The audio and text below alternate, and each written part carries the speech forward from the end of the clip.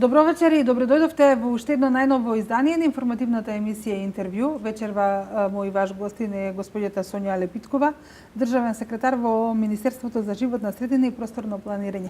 Жена која што многу добро име позната на Велешани кога станува збор за животната средина, бидејќи едни од најголемите борци за животна средина се токму граѓаните на општина Велес. Добро дојдовте во Велес. Добро, ви благодарам. Поздрав до вас и до вашите гледачи. И се надевам дека нашата соработка ќе продолжи како во овие години, како поддржувач на сите политики што се однесуваат во полето на животната средина на Велес, како до сега, така и понатаму. Кога ќе се спомене Министерство за животна средина, прво нешто што не асоцира сите нас е квалитетот на воздухот. Поминаа оние денови кога PM10 частичките беа енормно над дозволената граница, меѓутоа каков е квалитетот на воздухот овие денови во Република Македонија? Па, состојбата е драстично подобрена, пред се заради тоа што самите временски услови, ветерот кој што последните денови го има, прават, односно метеоролошките услови прават да состојбата со PM честички е во позитивен тренд, односно не е зголемена. Таа е зголемена главно во поголемите градови, секој што кажувам, главно во котлинските градови со помала надморска висина, каде што во одредени периоди, кога има магла или нема ветер, нема вертикална инверзија, доаѓа до недоволно струење на ветерот и застанување на таа прашина, ако е вака за граѓаните кои што не знаат што е тоа PM честичка. Тоа е прашина која што е со големина од 10 микрони и 2,5 микрограми на метар кубен и која што нема доволно простор да се распространи во атмосферата и понекогаш стои на пониските нивоа и прави притисок врз воздухот кој што понатаму смета и воопшто на функционирање на луѓето. Така да таа прашина може да дојде од повеќе извори, едни од тие е грејењето, потоа автомобилите и индустријата, доколку има индустријски капацитети кои што немаат вградено филтри, и секако прашината од секаков вид, од градежни активности, недоволно измиени улици, одредени други активности, земјоделски и така натаму, во една средина, посебно ако е урбана, прави таков притисок. Главно во Република Македонија зголемување на PM честички, речиси во сите градови, се случува за време на зимскиот период, кога имаме грејна сезона и кога од точкастите извори на загадување, па и од јавните институции, ако не работат на газ, доаѓа до зголемување на тие PM честички. Како што реков, ако метеоролошките услови не се погодни, доаѓа до нивните концентрации како такви се зголемуваат и посебно во Скопје, Куманово, Битола, па и Тетово, каде имаме енормен број на возила. Протокот на возилата во одредени шпиц делови на денот е недоволен и поради тоа застојот пред семафорите, издувните гасови си прават и тие сами по себе притисок на воздухот. Проблемот е присутен во континуитет во зимскиот временски период.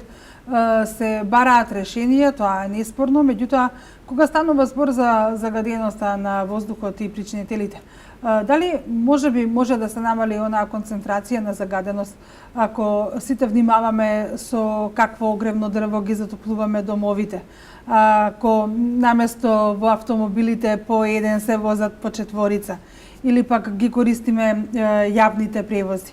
Колку и свеста на самите луѓе допринесува за овие PM10 честички да бидат на високо ниво? Вие многу убаво го поставивте прашањето. Значи, тука, за да состојбата биде подобра, треба на тоа сите да влијаеме заеднички. Ние правиме како министерство, и како држава, и како влада, правиме низа на истражувања и носиме мерки кои што навистина кореспондираат со тие истражувања. Точно тоа покажува дека е влијанието на зголемени концентрации на PM честички. Се бара, бидејќи македонците користат пред се огревно дрво, конвенционални извори на грејење, ние немаме гасификација, освен во Скопје за топлификација, главното подрачје, централното, тие општини се на газ. Останатите граѓани во периферијата се греат на огромни дрва, на јаглен и така натаму. Огревното дрво треба да има не повеќе од 16-17% на влажност, за да може согорувањето да биде како што треба и да притисокот од PM честички биде минимален, кога тоа ќе излезе надвор од оджаците.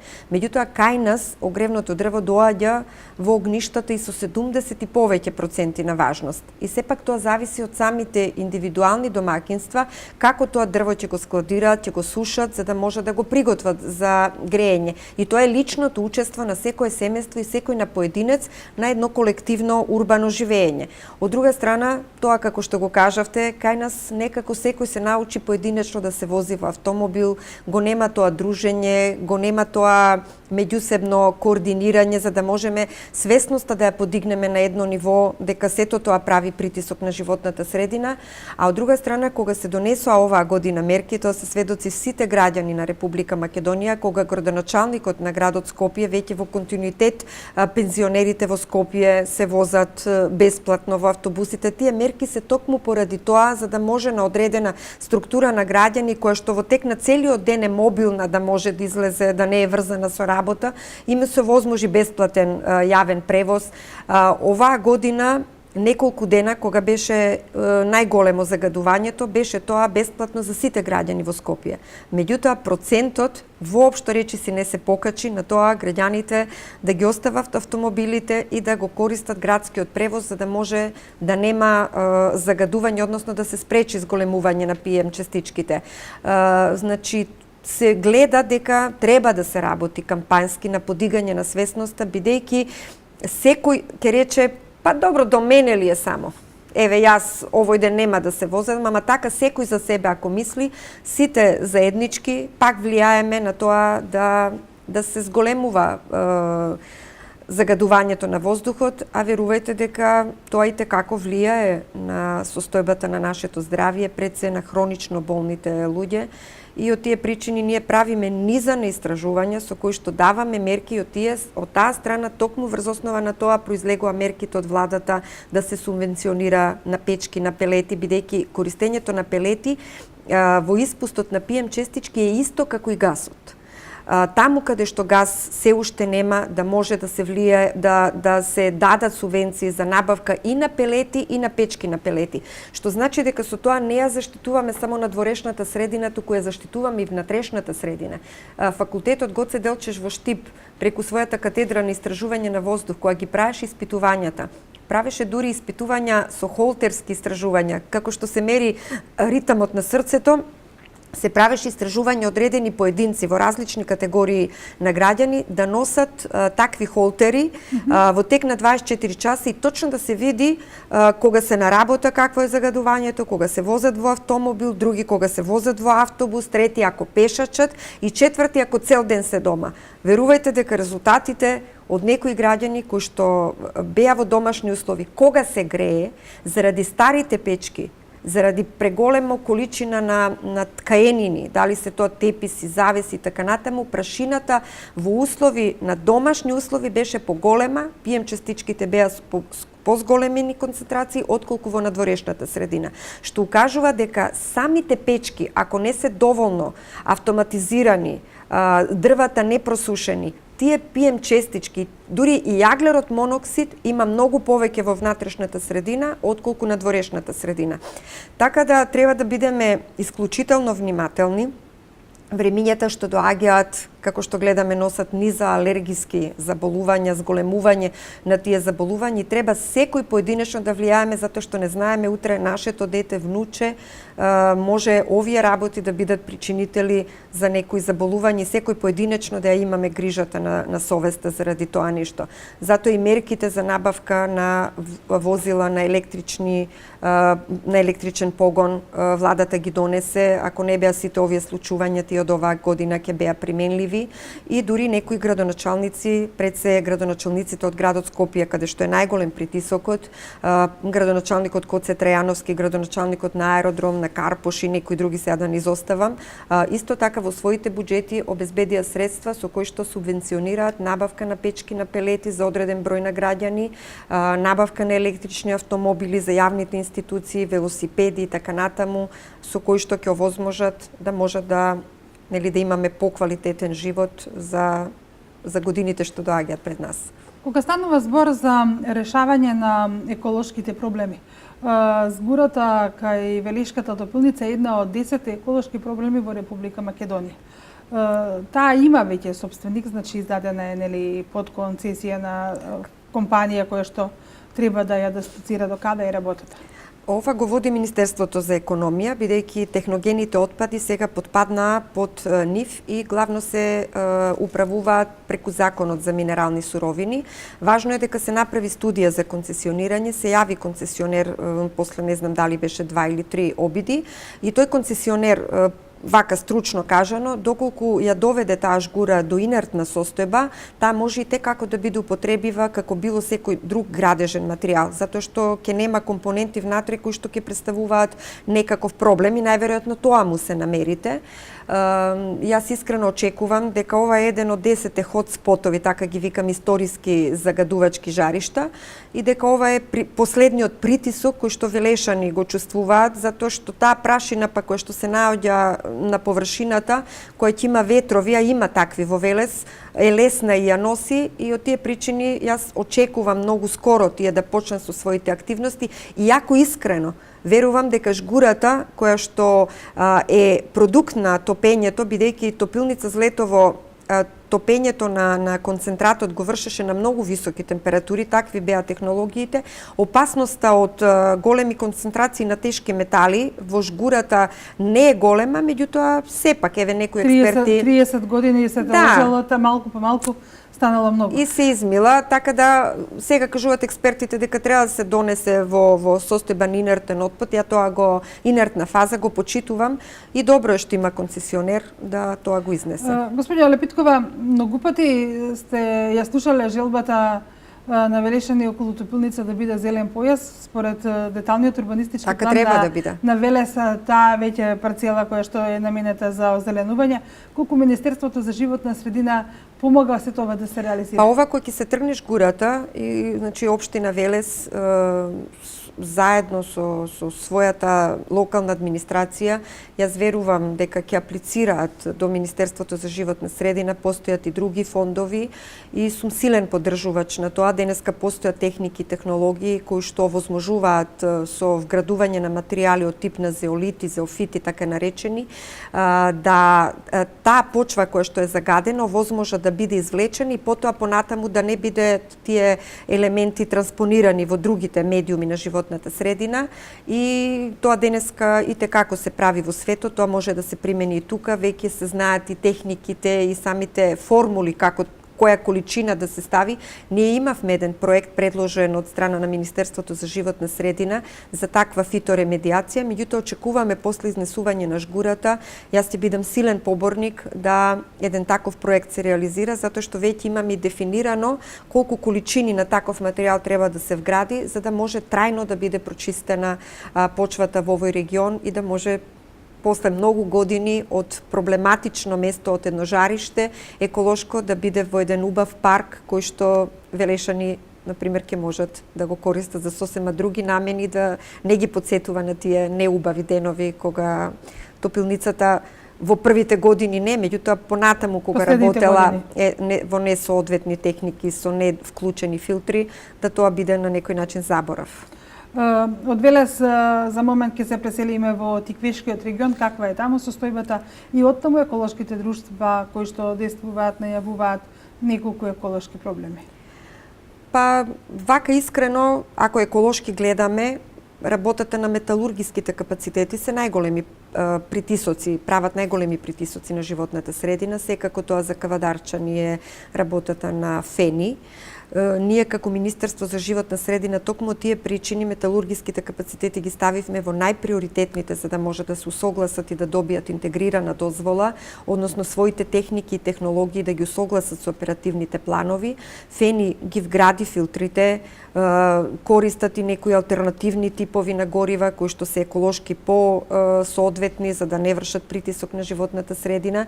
Меѓутоа секој рудерски, металургиски капацитет колку совршено да работи, тој прави притисок на животната средина и од тие причини ние правевме и измени во законот со кои што внесовме форма загадувачот плаќа, понатаму да можат, ако користат одредени енергенси, да можат тие капацитети да плаќат одредени средства за да може да се реализираат еколошки проекти. И јас искрено верувам дека во годините што следат, свесноста на граѓаните ќе станува се по изразена за здрава животна средина и сум поддржувач на тоа да се прават притисоци, затоа што сите ние заслужуваме да имаме здрава животна средина, здрава вода, здрава почва, затоа што сето па потоа на крај влијае здрав воздух на нашето лично здравие. Од тие причини други такви притисоци енормни нема, еве Неготино, ТЕЦ Неготино не работи, значи не е тоа некаков додатен притисок, нема некои други капацитети, ако збориме за некои асфалтни бази и за тие веќе се издаваат интегрирани дозволи. Битно е дека треба сите субјекти да внимаваат на исполнување на законите на животната средина и како што реков еве за воздухот, секој од нас поединечно да трга. Денеска патувајќи од Скопје кон Велес и секој ден, например, речиси патуваме, гледаме дека на многу места каде има паркинзи, дури таму каде што има поставено контейнери и канти, околу нив голема количина на смет. Ние како македонци треба да работиме на подигање на свесноста за зачувување на животната средина во континуирано од најниска возраст. И јас сум среќна што денеска тоа во нашите училишта се работи, што децата се многу поголеми чувари на животната средина во сите средини и апели до возачите и до било кој граѓанин да не ги загрозуваат, како да кажам, и покрај патиштата медиумите на животната средина, затоа што тоа остава грда слика за државата и за нас како нејзини жители. Тоа е автопат по кој што поминуваат и многу странци, дали е југ, еве автопатот 10, коридорот 10 е север-југ, меѓутоа и во другите градови кои ќе поминете, таа слика остава еден грд впечаток и имаме се повеќе туристи, значи да ја и представиме треба Македонија да ја представиме на секое ниво. Да. Господине Липитовска, не помалку значајна за развојот на целото општество е и почвата. Ако говоревме досега за воздухот, сега да проговориме малку за почвата. Каква е состојбата? Начнавте проекти за фиторемедиација, за прочистување. Во Велес имаме неколку обиди за фиторемедиација, особено на помали површини, нели оние опитни. Резултатите беа позитивни, ќе се одели на многу поголеми површини. Па јас како што го кажав, тоа се знаете како сега Министерството за земјоделство прави катастар на површините.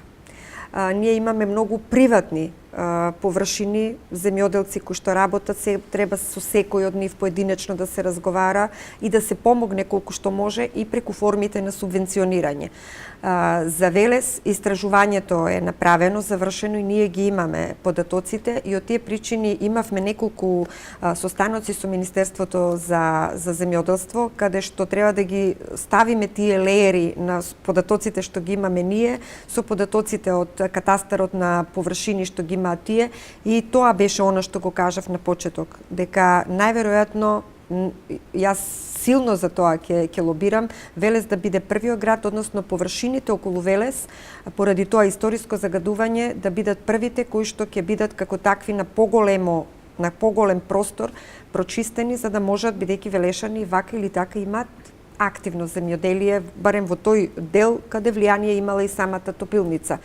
И од тие причини да можеме да влијаеме на извлекување токму на тие тешки метали од типот на кадмиум, олово, цинк и останати метали кои што се депонирале поради работата или таа прашина која што од оџаците на топилницата понатаму паѓала на самата површина. Ги знаеме и длабините на влијание и дај Боже, нека се средат состојбите од идната година и понатаму да следуваат и реализација на вакви проекти, после однесување на троската од самата топилница. Напролет, кога доаѓате во Велес, кога ќе ги видите оние 3000 рози засадени, рацветани, какво е чувството? Па, за мене искрено е прекрасно тоа чувство. Тоа беше еден многу важен проект. Не знам, од општините беше примен многу и прифатен многу убаво. Велешани беа едни од лидерите на реализација на таа акција и благодарност и до граѓаните, до локалната самоуправа. Градоначалникот на Велес Чадиев беше еден од тие кои што најмногу и лично како општина учествуваше во набавка на тие рози, а децата од Велес буквално со децата од Прилеп беа најактивните поддржувачи на таа акција на секој ниво, од градинки до училишта.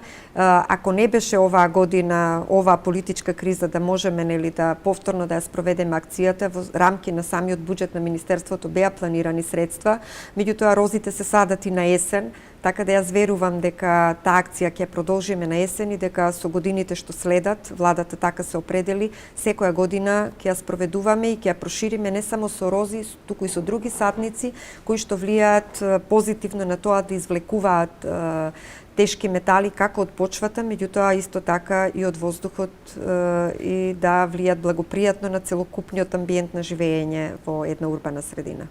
Свесни сме дека климатските промени се тука околу нас, ако не и дел од нашето живење. Што се прави за полесно да се надмине? Ние како Министерство први во регионот направивме документи со кои испитувања интерсекторски, речиси работеа сите министерства на тој стратешки документ, ги видовме клучните ресори каде што притисокот ќе биде најголем.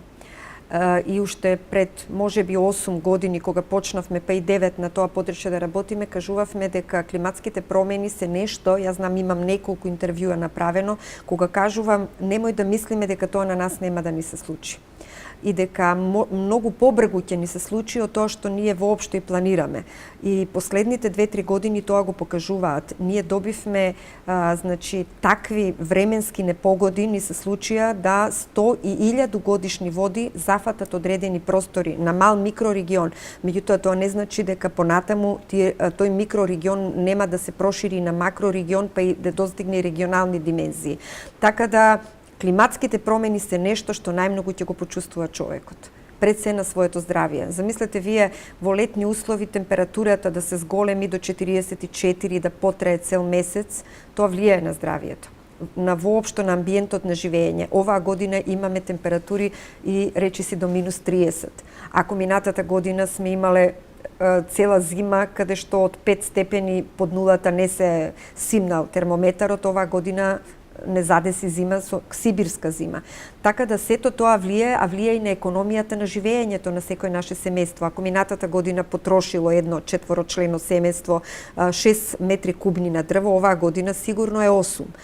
Така да ние на тоа треба да бидеме спремни, да ги следиме тие текови и да бидеме спремни, да не кажам колку тоа ќе има влијание на земјоделството, на сите останати аспекти и да ги слушаме препораките на експертите за да можеме припремни да бидеме кон оние случувања кои што ни следат. Поплавите таму во тие региони каде граѓаните и градоначалниците беа свесни за тоа, ги слушаа препораките, не може 100% на природата да и се пркоси. Меѓутоа можат одредени состојби да се спречат.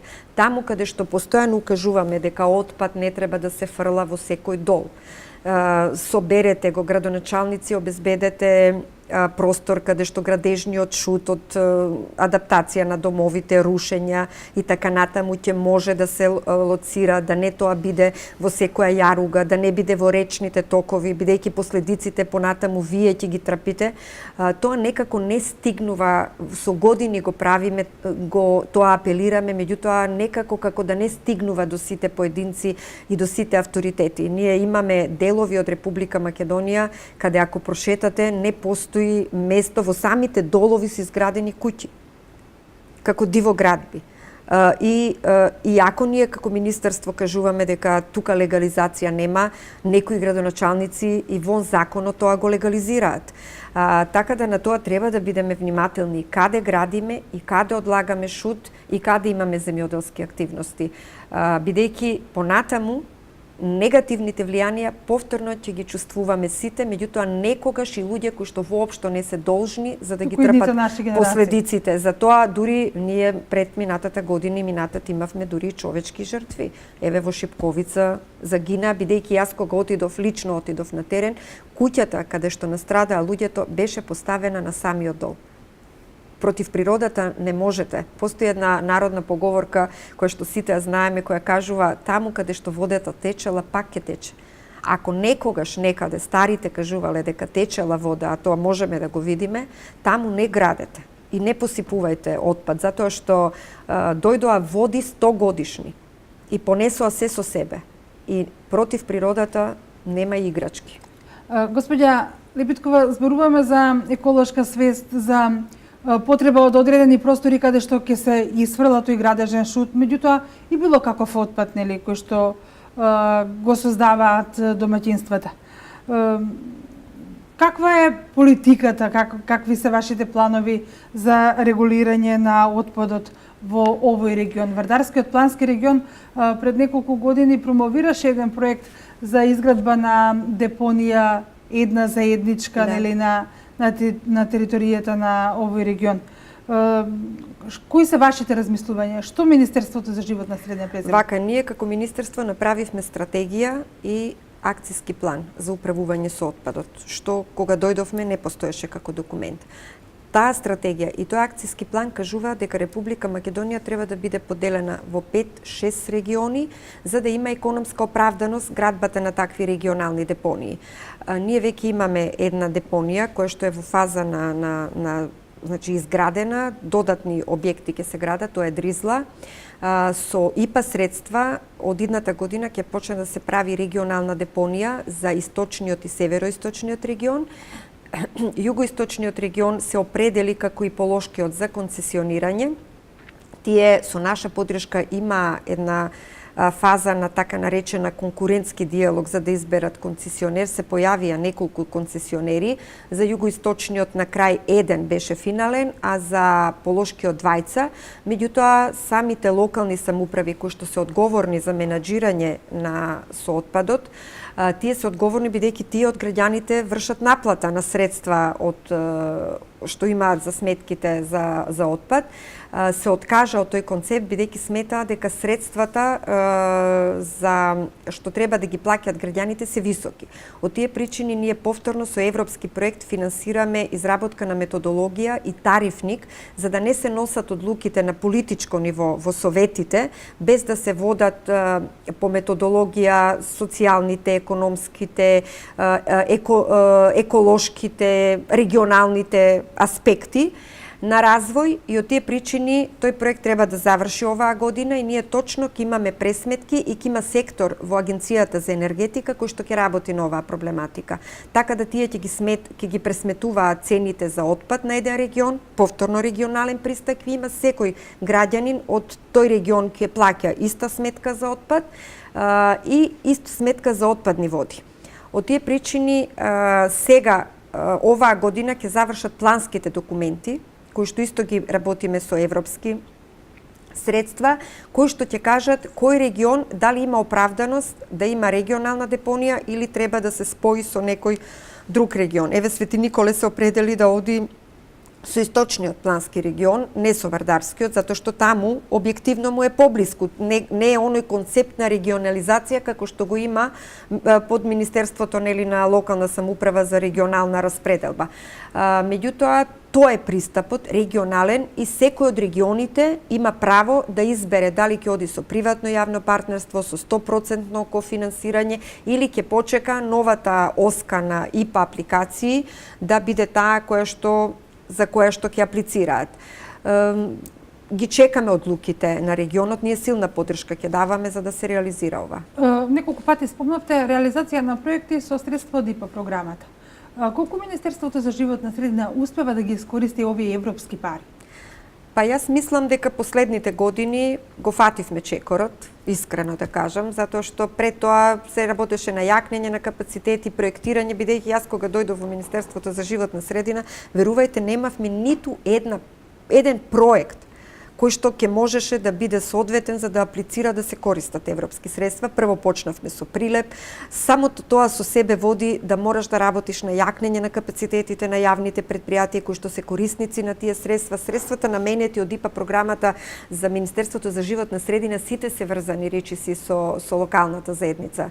Да ги подобриш соработките со локалните самоуправи, таму каде што имаме добри сектори за животна средина во рамки на општината, каде што имаме добри јавни предпријатија, Велес еве за среќа е една од тие локални самоуправи, имаме и реализација на проекти. Еве Велес веќе се одобрија средства за изработка на документација, подпишан е договорот за проект за пречистителна станица. Тој треба да заврши, мислам, некаде крај на оваа година, почеток на идната година и понатаму да следува фазата на подпишување на избор за тој кој што ќе ја гради пречистителната станица. Ние веќе подпишавме договори веќе за изградба на неколку пречистителни станици, главно се фокусиравме на водите и на отпадот.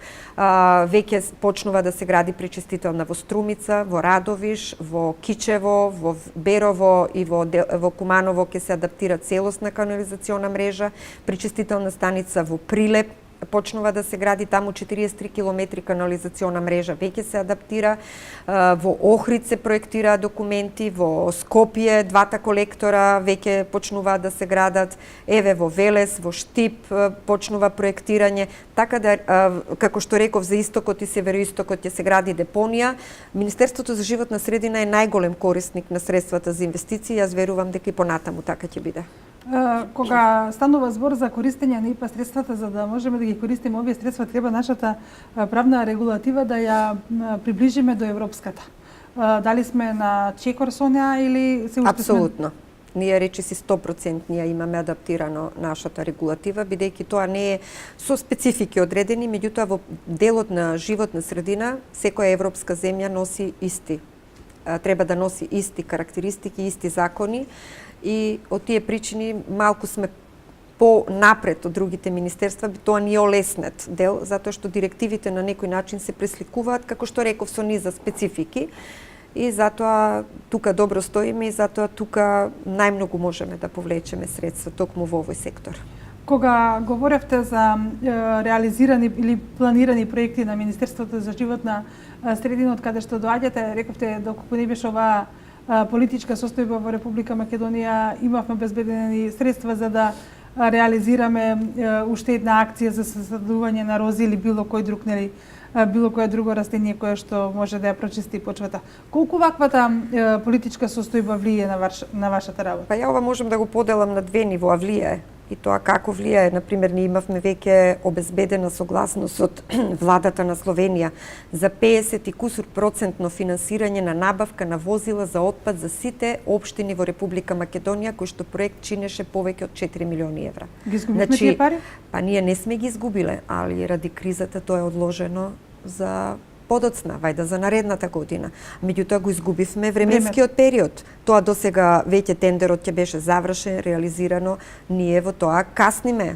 Следуваат одложени локални избори, значи ќе чекаме да се изберат нови градоначалници, не дај Боже. И тоа ако се одолжи, ќе ни застенат и некои други проекти, како што реков, ние како Министерство за животна средина сме врзани со локалната самоуправа. Секој наш проект е во функција на подобрување на животот на локалната заедница. Ние како Министерство дури и немаме дисперзирани центри или, како да речем, канцеларии во градовите. Тоа си го покриваат самите локални заедници и која како ќе работи, на нас е стимул толку повеќе да ја поддржуваме.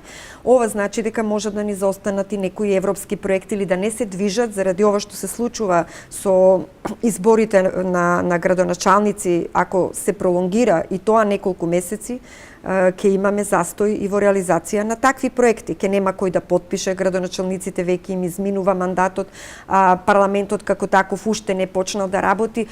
Сериозен е проблемот во тој поглед. Меѓутоа, мене на долги стази многу повеќе ме загрижува тоа што ни се случува со државата како граѓанин.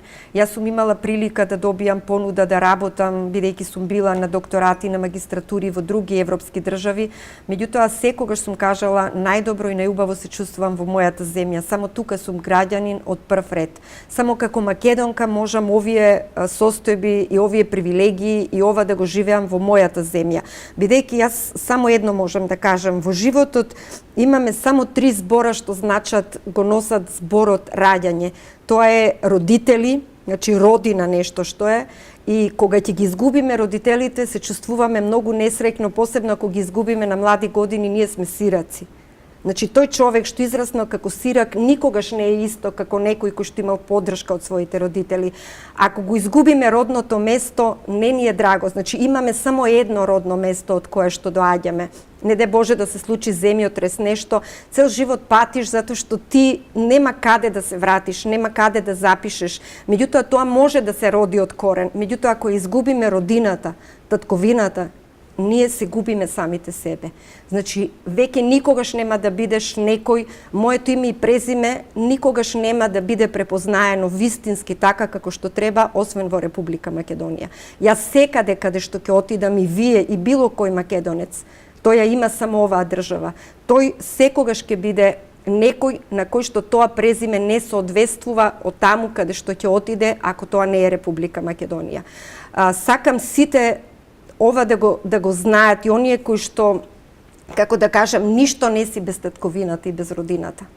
Тогаш си никој ништо, тогаш немаш корени и, како што реков, кога си без родители, ти си сирак и ова ако ја изгубиме татковината, верувајте тие кои што тоа можеби не го чувствуваат така, ќе го почувствуваат за одредено време. Да застаниме зад браникот на татковината и да се одбраниме една единствена Македонија за која што многу сите се бореле и овие генерација имаат таа судбина тоа да го прават и да ги дадеме правата на сите на кои што не ја чувствуваат Република Македонија како матична татковина, тогаш имаат друга матична татковина, имаат друга родина. Да ја почитуваат мојата татковина, јас како македонец, тоа зборам во лично име, меѓутоа зборам како секој македонец, да го почитувам, да му ги дадам сите права што ги следуваат по европските и светските конвенции, меѓутоа толку колку што се почитуваме себе, толку ќе не почитуваат другите. Да истраеме на овој пат, за да можеме да си ја сочуваме државата за нашите деца, да не останат сираци,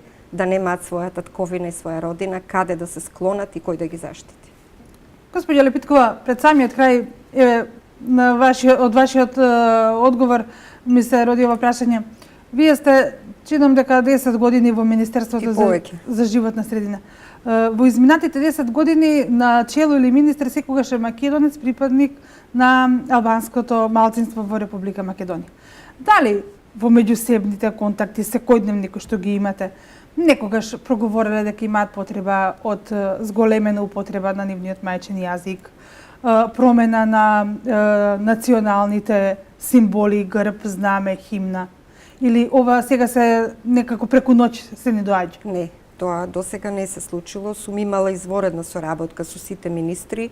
Дури ние имавме еден период кога вработените во Министерството за животна средина кои беа македонци изразија желба за подобро да се разбираат со своите колеги, да го изучуваат и албанскиот јазик. Тоа беше дозволено, меѓутоа за кратко време беше стопирано од финансирање на министерот, кога видоа колку многу македонци се пријавија. Видете, изучување на друг јазик е нешто што е на доброволна основа и тоа е и афинитет.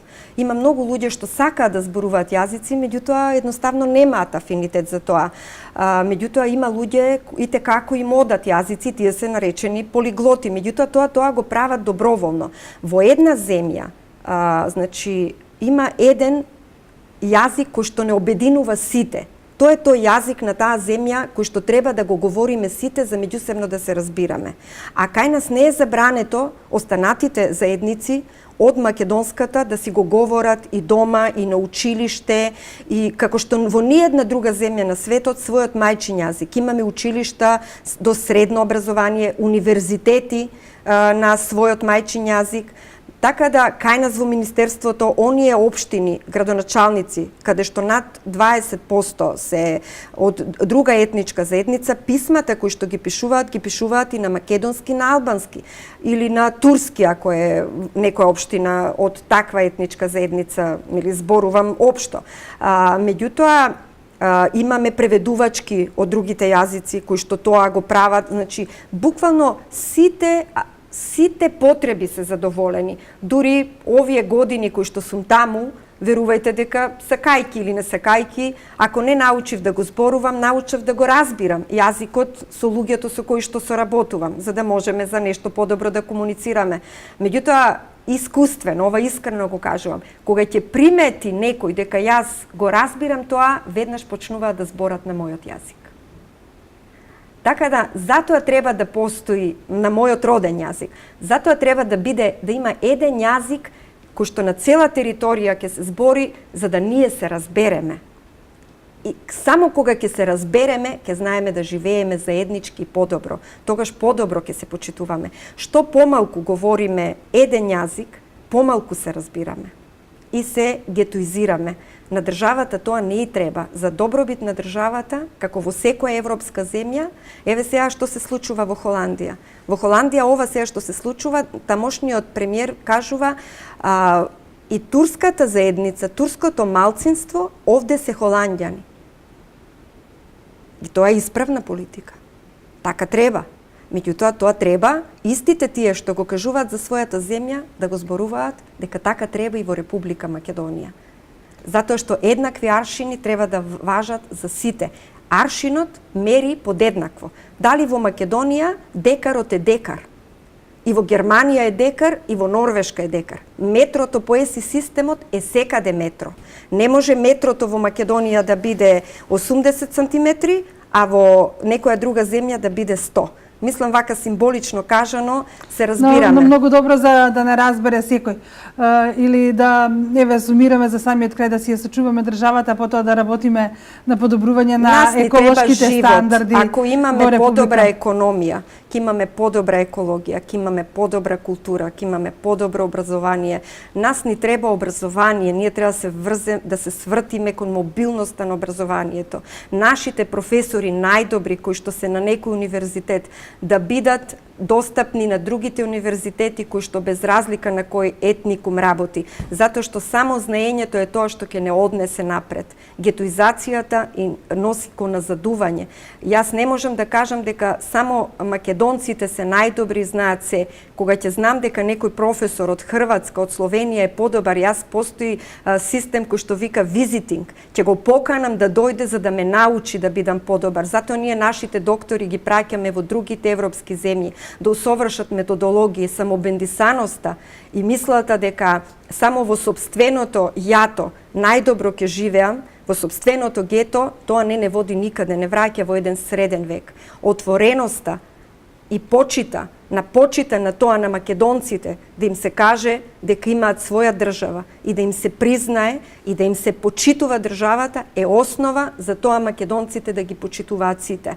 Колку не почитуваат, така тоа се возвраќа, сакајки или не сакајки, тоа е нормално човечко чувство.